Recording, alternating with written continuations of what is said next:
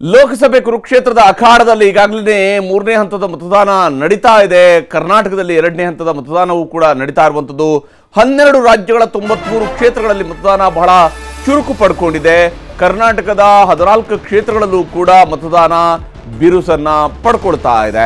ಈಗಾಗಲೇ ಕರ್ನಾಟಕದ 14 ಲೋಕಸಭಾ ಕ್ಷೇತ್ರಗಳಲ್ಲೂ ಕೂಡ ಮತದಾನ ನಡೀತಾ ಇದೆ. ದೇಶದ 12 ರಾಜ್ಯಗಳ 93 ಮತಕ್ಷೇತ್ರಗಳಲ್ಲಿ ಈಗ ವೋಟಿಂಗ್ ಸಾಗ್ತಾ ಇರುವಂತದ್ದು. ವೋಟ್ ಮಾಡೋದಕ್ಕಾಗಿ ಮತಗಟ್ಟೆಯ ಕಡೆಗೆ ಜನರು ಕೂಡ ದೊಡ್ಡ ಸಂಖ್ಯೆಯಲ್ಲಿ ಬರ್ತಾ ಇದ್ದಾರೆ. ಮತಗಟ್ಟೆಯಲ್ಲಿ ಮತದಾನಕ್ಕೆ ಜನರು ಕ್ಯೂ ನಿಂತಿದ್ದಾರೆ. ಸಂಜೆ 6ರವರೆಗೆ ಮತದಾನಕ್ಕೆ ಅವಕಾಶವನ್ನ ಕಲ್ಪಿಸಲಾಗಿರುವಂಥದ್ದು. ಸಂಜೆ 6 ಗಂಟೆವರೆಗೂ ಕೂಡ ಮತದಾನಕ್ಕೆ ಅವಕಾಶ ಇರುತ್ತೆ. ಮತ್ತು ಯಾರೆಲ್ಲ 6 ಗಂಟೆಯ ವೇಳೆಗೆ ಈ ಒಂದು ವೋಟಿಂಗ್ ಸೆಂಟರ್ನಲ್ಲಿ ಇರ್ತಾರೋ, ಅಂದರೆ ಅಂಥವರೆಲ್ಲರಿಗೂ ಕೂಡ ಒಂದು 100 ಮೀಟರ್ನ ಒಳಗಡೆ ಯಾರೆಲ್ಲ ಬಂದಿರ್ತಾರೋ ಅವರಿಗೆ ಎಲ್ರಿಗೂ ಕೂಡ ವೋಟ್ ಹಾಕೋದಕ್ಕೆ ಅವಕಾಶವನ್ನು ಮಾಡಿಕೊಡಲಾಗುತ್ತೆ. 6 ಗಂಟೆಗೆ ಮತದಾನ ಪ್ರಕ್ರಿಯೆ ಅಂತ್ಯಗೊಳ್ಳುವಂಥದ್ದು. ನ್ಯೂಸ್ 18ನಲ್ಲಿ 14 ಕ್ಷೇತ್ರಗಳ ಪ್ರತಿ ಕ್ಷಣದ ಅಪ್ಡೇಟ್ಸ್ ಅನ್ನು ಕೂಡ ನಿಮಗೆ ನೀಡ್ತಾ ಹೋಗ್ತೀನಿ. ಕೇವಲ ಕರ್ನಾಟಕದ ಮಾತ್ರ ಅಲ್ಲ, ದೇಶದ ಎಲ್ಲ ಲೋಕಸಭಾ ಕ್ಷೇತ್ರಗಳಲ್ಲೂ ಕೂಡ ಪ್ರತಿನಿಧಿಗಳನ್ನು ಹೊಂದಿರುವಂತಹ ಏಕೈಕ ನ್ಯೂಸ್ ಚಾನೆಲ್ ಅಂದರೆ ಅದೇ ನ್ಯೂಸ್ 18 ಮಾತ್ರನೇ.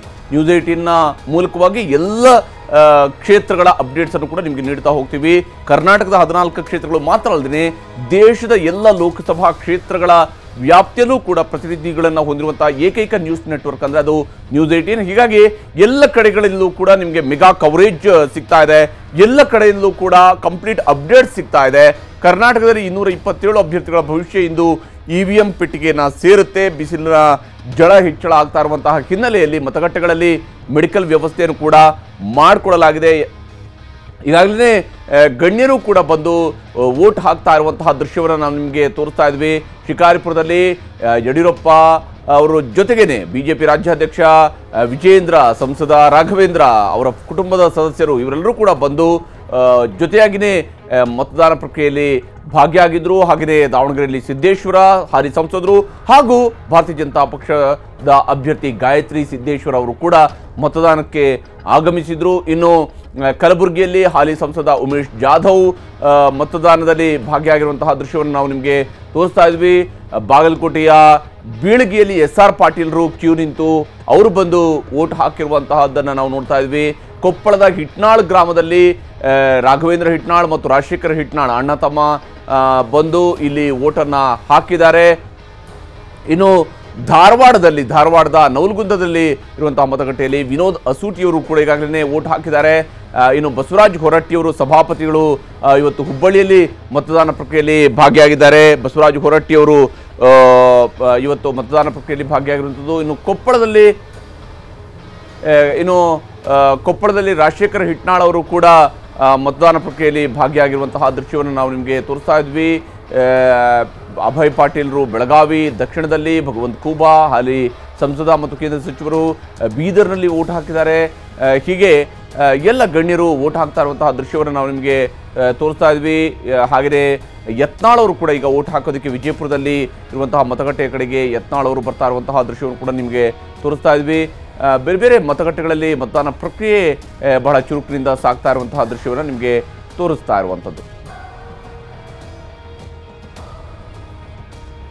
ನಾನು ಆಗಲೇ DP ಸತೀಶ್ ಅವರಿಂದ ಭಾಳಷ್ಟು ಅಪ್ಡೇಟ್ಸನ್ನು ತಿಳ್ಕೊಳ್ತಾ ಇದೆ. ಯಾಕಂದರೆ ಅವರು ಕೂಡ ರಾಜ್ಯದ ಬೇರೆ ಬೇರೆ ಭಾಗಗಳಲ್ಲಿ ಓಡಾಡಿದ್ದು ಮಾತ್ರ ಅಲ್ಲದೆ ದೇಶದಲ್ಲೂ ಕೂಡ ಚುನಾವಣೆಯನ್ನು ಕವರೇಜ್ ಮಾಡಿರುವಂಥ ದೊಡ್ಡ ಅನುಭವ ಕೂಡ ಇರುವಂಥದ್ದು ಸತೀಶ್ ಅವರಿಗೆ.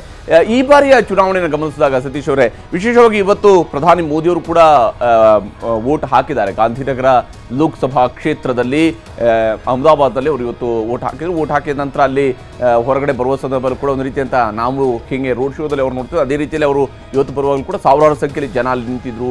ಅವ್ರನ್ನೆಲ್ಲರ ಮಾತನಾಡಿಸುವಂಥದ್ದು, ಅವ್ರ ಕಡೆಗೆ ವೇವ್ ಮಾಡ್ತಾ ಬರ್ತಾ ಇದ್ದಂತಹ ದೃಶ್ಯವನ್ನು ನೋಡ್ತಾ ಇದ್ವಿ. ಗುಜರಾತ್ನಲ್ಲಿ ಕಳೆದ 2 ಚುನಾವಣೆಯಲ್ಲೂ ಕೂಡ 25ಕ್ಕೆ 25 ಸ್ಥಾನಗಳನ್ನು BJP ಗೆದ್ದಿದೆ. ಈ ಬಾರಿಯೂ ಆಲ್ರೆಡಿ 1 ಸ್ಥಾನದಲ್ಲಿ ಗೆದ್ದಾಗಿದೆ. ಅವಿರೋಧ ಆಯ್ಕೆಯೂ ಕೂಡ ಆಗಿದೆ. ಹೆಂಗಿದೆ ಉಳಿದ 24 ಲೋಕಸಭಾ ಕ್ಷೇತ್ರಗಳ ಬಗೆಗಿನ ಮಾಹಿತಿ ಅಥವಾ ಅಲ್ಲಿನ ಚರ್ಚೆ ಯಾವ ಸ್ವರೂಪದಲ್ಲಿ ಇದೆ ಸತೀಶ್ ಅವರೇ? ಕಾಂಗ್ರೆಸ್ ಅವರು ಸತತ 2 ಸಲ 0 ಕ್ಷೇತ್ರ ತಗೊಂಡಿದ್ದಾರೆ. 2014, 2019 ಅಲ್ಲಿ 26 ಕ್ಷೇತ್ರ ಇದೆ. ಯಾವುದೇ ಕ್ಷೇತ್ರವನ್ನು ಅವ್ರ ಹತ್ರ ಗೆಲ್ಲಲಿಕ್ಕೆ ಆಗ್ಲಿಲ್ಲ. ಹೌದು, ಈ ಸಲ ಕಾಂಗ್ರೆಸ್ನವರು ಏನಾದ್ರೂ ಮಾಡಿ ಕ್ಷೇತ್ರ ಗೆಲ್ಲಬೇಕು ಅಂತ ಹೊರಟಿದ್ದಾರೆ. ಮತ್ತು ಆಮ್ ಆದ್ಮಿ ಪಾರ್ಟಿ ಜೊತೆ ಅವರಿಗೆ ಅಲ್ಲಿ ಮೈತ್ರಿ ಇದೆ.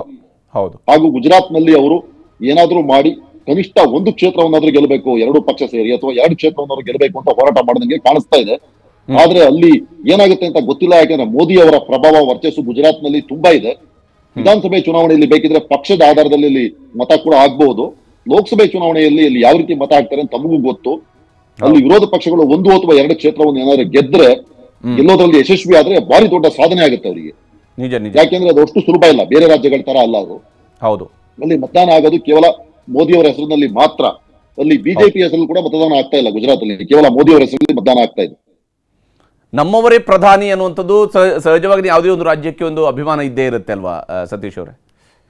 ಅದು ಜಾಸ್ತಿ ಇದೆ ಗುಜರಾತ್ ಅಲ್ಲಿ. ಹೌದು. ಆದ್ರಿಂದ ಅಲ್ಲಿ ಅವರ ಹೆಸರಿನಲ್ಲೇ ನಡೀತಾ ಇದೆ. ಮತ್ತು ಅವರು ಅದಕ್ಕೂ ಮೊದಲು 12 ವರ್ಷ ಮುಖ್ಯಮಂತ್ರಿ ಆಗಿದ್ದೆ. ಹೌದು. ಅಲ್ಲಿ ವಿರೋಧ ಪಕ್ಷಗಳು ತಳ ಮುಟ್ಬಿಟ್ಟಿದ್ದಾವೆ. ಯಾಕೆಂದ್ರೆ ಕಾಂಗ್ರೆಸ್ ಪಕ್ಷ ವಿಧಾನಸಭೆ ಚುನಾವಣೆಯಲ್ಲಿ ಹೀನಾಯವಾಗಿ ಸೋತೋಗಿದೆ. ಆಮ್ ಆದ್ಮಿ ಪಕ್ಷ ಈಗ ಡೋಲಾಯಮಾನ ಪರಿಸ್ಥಿತಿಯಲ್ಲಿದೆ. ಆದ್ರಿಂದ ಅಲ್ಲಿ ಚುನಾವಣೆಯನ್ನು ಎದುರಿಸೋದು ಅಷ್ಟು ಸುಲಭ ಇಲ್ಲ. ಸೂರತ್ ಅಲ್ಲಿ ಪಕ್ಷದ ಅಭ್ಯರ್ಥಿಯೇ ವಿಡ್ರಾ ಮಾಡಿಕೊಂಡು ಬೇರೆ ಅಭ್ಯರ್ಥಿಗಳು ಕೂಡ ನಾಮಪತ್ರ ಹಿಂತಗೊಂಡು ಅವಿರೋಧವಾಗಿ ಆಯ್ಕೆ ಆಗಿದ್ದಾರೆ. ಈ ತರ ವಿರೋಧ ಆಯ್ಕೆ ಸುಮಾರು 50 ವರ್ಷದಲ್ಲಿ ಎಲ್ಲೂ ಆಗಿರ್ಲಿಲ್ಲ ಅಂತ ನನಗನ್ಸುತ್ತೆ. ನಿಜ. ಮತ್ತೆ ಆ ರೀತಿ ಅದರಿಂದ ಒಂದು ಹವಾ ಕ್ರಿಯೇಟ್ ಆಗಿದೆ ಅಲ್ಲಿ. ಆದ್ರಿಂದ ಗುಜರಾತ್ ಇದೆಯಲ್ಲ, ವಿರೋಧ ಪಕ್ಷಗಳಿಗೆ ಅತ್ಯಂತ ಕಷ್ಟದ ರಾಜ್ಯ ಗೆಲ್ಲೋದು. ಆದ್ರೆ ಅವರು ಈ ಸಲ ಕನಿಷ್ಠ 1 ಅಥವಾ 2 ಕ್ಷೇತ್ರವನ್ನು ಗೆಲ್ಲಬೇಕು ಅಂತ ಹೊರಟಿದ್ದಾರೆ. ಅಲ್ಲಿ ರಜಪೂತ್ರ ಆಂದೋಲನ ಬಹಳ ಜೋರಾಗಿ ನಡೀತಾ ಇತ್ತು. ಹಾಗೂ ಅವರು ಸಾಕಷ್ಟು ಪ್ರತಿಭಟನೆಗಳನ್ನು ಮಾಡ್ತಾ ಇದ್ರು. ಇದನ್ನು ಕೂಡ ರಾಜಕೀಯಕ್ಕೆ ಬಳಸ್ಕೋಬೇಕು, ಚುನಾವಣೆಯಲ್ಲಿ ಮತ ಗಳಿಕೆಗೆ ಬಳಸ್ಕೋಬೇಕು ಅಂತ ಇವರು ಪ್ರಯತ್ನ ಮಾಡ್ದಂಗೆ ಕಾಣ್ತಾ ಇದೆ. ಹಾಗೇನೆ ಈಗ ಈ ಮಹಾರಾಷ್ಟ್ರದಲ್ಲೂ ಕೂಡ ಈ ಮರಾಠ ಸಮುದಾಯದವರ ಈ ಒಂದು ಮೀಸಲಾತಿ ಹೋರಾಟ ಇದೆಯಲ್ಲ, ಇದು ಎಲ್ಲೋ ಒಂದು ಕಡೆಯಲ್ಲಿ ಬಿಜೆಪಿಗೆ ಆಡಳಿತದಲ್ಲಿರುವ ಪಕ್ಷಕ್ಕೆ ಯಾವತ್ತೂ ಕೂಡ ಇದು ದೊಡ್ಡ ಸವಾಲು ಇದ್ದೇ ಇರುತ್ತೆ. ಈ ರಿಸರ್ವೇಷನ್ ಹೋರಾಟ ಅದು ದೊಡ್ಡ ಸಮುದಾಯಗಳು ಹೋರಾಟ ನಡೆಸಿದಾಗ ಮತ್ತಷ್ಟು ದೊಡ್ಡ ಸಮಸ್ಯೆಯೂ ಕೂಡ ಎದುರಾಗುತ್ತೆ. ಬಹುಶಃ ಈ ವಿಚಾರಗಳು ರಾಷ್ಟ್ರೀಯ ವಿಚಾರಗಳಿಗಿಂತ ಹೆಚ್ಚಾಗಿ ಈ ರೀತಿಯಾದಂತಹ ಮೀಸಲಾತಿಯಂತಹ ವಿಚಾರಗಳು ಮಹಾರಾಷ್ಟ್ರದಂತಹ ರಾಜ್ಯಗಳಲ್ಲೂ ಕೂಡ ಒಂದು ನಿರ್ಧಾರವನ್ನು ತೆಗೆದುಕೊಳ್ಳುವಂತಹ ಸಾಧ್ಯತೆಗಳಿದೆಯಾ ಅಂತ? ಈಗ ಉತ್ತರ ಪ್ರದೇಶ ಬಿಟ್ರೆ ಮಹಾರಾಷ್ಟ್ರದಲ್ಲಿ ಅತಿ ಹೆಚ್ಚು ಲೋಕಸಭಾ ಕ್ಷೇತ್ರ ಇದೆ. ಹೌದು. ಉತ್ತರ ಪ್ರದೇಶದಲ್ಲಿ 80 ಇದೆ, ಮಹಾರಾಷ್ಟ್ರದಲ್ಲಿ 48 ಇದೆ.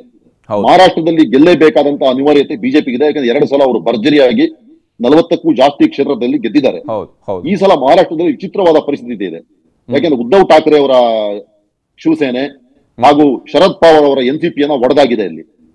ಎನ್ಸಿಪಿಯಲ್ಲಿ ಅಜಿತ್ ಪವಾರ್ ಬಣ ಹೊಂದಿದೆ, ಉದ್ಧವ್ ಠಾಕ್ರೆ ಅವರಲ್ಲಿ ಏಕನಾಥ್ ಶಿಂದೆ ಮುಖ್ಯಮಂತ್ರಿ ಅವರ ಬಣ ಹೊಂದಿದೆ. ಕಾಂಗ್ರೆಸ್ನ ಅತಿ ಪ್ರಬಲ ನಾಯಕರಾಗಿದ್ದ ಅಶೋಕ್ ಚವಾಣ್ ಅವರು ಬಿಜೆಪಿಗೆ ಹೋಗಿದ್ದಾರೆ. ನಾಂದೇಡ್ನ ಎಂಪಿ ಆಗಿದ್ರು ಅವರು ಮೊದಲು. ಆದ್ರಿಂದ ಅಲ್ಲಿ ವಿಚಿತ್ರ ಪರಿಸ್ಥಿತಿ ಇದೆ.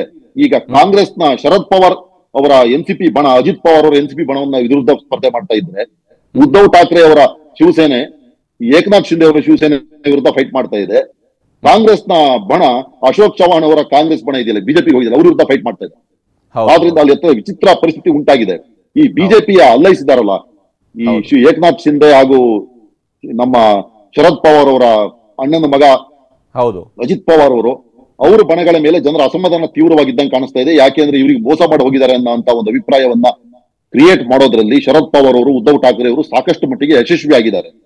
ಇದು ಯಾವ ರೀತಿ ಮತದಾನದ ಮೇಲೆ ಪರಿಣಾಮ ಬೀರುತ್ತೆ ಅಂತ ಹೇಳಲಿಕ್ಕೆ ಕಷ್ಟ ಆಗುತ್ತೆ, ಮುಂದೆ ನೋಡ್ಬೇಕು. ಅದೇ ರೀತಿಯಲ್ಲಿ ಮರಾಠ ರಿಸರ್ವೇಶನ್ ಇಶ್ಯೂ ಇದೆಯಲ್ಲ, ಅದನ್ನ ವಿರೋಧ ಪಕ್ಷಗಳು ದೊಡ್ಡ ಇಶ್ಯೂ ಅನ್ನು ಆಗಿ ಮಾಡಿಕೊಂಡು ಅಲ್ಲಿ ಹೊರಟಿದ್ದಾರೆ. ಈ ತಾವೇ ಹೇಳಿದಾಗೆ ಯಾವುದೇ ರಾಜಕೀಯ ಪಕ್ಷ ಅಧಿಕಾರದಲ್ಲಿ ಇದ್ರೆ ಅವರಿಗೆ ಈ ರಿಸರ್ವೇಶನ್ ತುಂಬಾ ಕಷ್ಟದ ಇಶ್ಯೂ ಆಗುತ್ತೆ. ನಮ್ಮ ಕರ್ನಾಟಕದಲ್ಲಿ ಕೂಡ ಈಗ ರಿಸರ್ವೇಶನ್ ಇಶ್ಯೂ ಬಂದಾಗ ತುಂಬಾ ಕಷ್ಟದ ಪರಿಸ್ಥಿತಿ ಉಂಟಾಗಿದೆ. ಜಾತಿ ಗಣತಿ ಬಂದಿದೆಯಲ್ಲ, ಅದು ರಿಸರ್ವೇಶನ್ ಸಂಬಂಧಪಟ್ಟಿದ್ದೆ ತಾನೆ. ಅದನ್ನು ಕೂಡ ಹ್ಯಾಂಡಲ್ ಮಾಡ್ಲಿಕ್ಕೆ ಕಾಂಗ್ರೆಸ್ ಅವರೊಂಥರ ಕೈಯಲ್ಲಿ ಬಿಸಿ ಆಲೂಗಡ್ಡೆ ಇಟ್ಕೊಂಡಂಗೆ ಮಾಡ್ತಾ ಇದ್ದಾರೆ. ಯಾಕೆಂದ್ರೆ ಅವರಿಗೆ ಅದನ್ನ ಎಸೆಯಕ್ಕೂ ಆಗಲ್ಲ, ತಿನ್ನಕ್ಕೂ ಆಗಲ್ಲ. ಆ ಪರಿಸ್ಥಿತಿ ಉಂಟಾಗಿದೆ. ಇನ್ನೊಂದು, ನಾನು ನೀವು ಮೊದಲೇ ಡಿಸ್ಕಸ್ ಮಾಡ್ತಾ ಇದ್ವಲ್ಲ, ಸ್ಥಳೀಯ ಇಶ್ಯೂಗಳು ಮತ್ತೆ ಸಾಕಷ್ಟು ಮುನ್ನೆಲೆಗೆ ಬಂದಿದ್ದಾವೆ. ಈಗ ಮರಾಠ ರಿಸರ್ವೇಶನ್ ಮಹಾರಾಷ್ಟ್ರಕ್ಕೆ ಸಂಬಂಧಪಟ್ಟಂತಹ ಒಂದು ಜಾತಿಗೆ ಸಂಬಂಧಪಟ್ಟಂತಹ ವಿಷಯ ಮಾತ್ರ. ಅದೇ ರೀತಿಯಲ್ಲಿ ಸ್ಥಳೀಯ ಇಶ್ಯೂಗಳು ಚುನಾವಣೆಯಲ್ಲಿ ಮುನ್ನೆಲೆಗೆ ಬಂದಾಗ, ಅಂದ್ರೆ ರಾಷ್ಟ್ರೀಯ ಚುನಾವಣೆ, ಲೋಕಸಭೆ ಚುನಾವಣೆಯಲ್ಲಿ ಮುನ್ನೆಲೆಗೆ ಬಂದಾಗ ಫಲಿತಾಂಶ ಯಾವ ಕಡೆ ಹೋಗುತ್ತೆ ಅಂತ ಹೇಳೋದು ತುಂಬಾ ಕಷ್ಟ ಆಗುತ್ತೆ. ನಿಜ ನಿಜ ನಿಜ. ಕನ್ನಡಿಗರ ನೆಚ್ಚಿನ ನ್ಯೂಸ್ 18 ಕನ್ನಡ ಈಗ ವಾಟ್ಸ್ಆಪ್ನಲ್ಲೂ ಲಭ್ಯ. ಕರ್ನಾಟಕ, ದೇಶ ವಿದೇಶಗಳ 360 ಡಿಗ್ರಿ ಸುದ್ದಿಯ ವಿವರಗಳನ್ನ ನಿಮ್ಮ ಕೈ ಬೆರಳುಗಳಲ್ಲೇ ಪಡಿಲಿಕ್ಕೆ ಈ QR ಕೋಡ್ ಅನ್ನ ಸ್ಕ್ಯಾನ್ ಮಾಡಿ, ನಮ್ಮ ಚಾನಲ್ ಫಾಲೋ ಮಾಡಿ, ನೋಟಿಫಿಕೇಶನ್ ಆನ್ ಮಾಡಿ.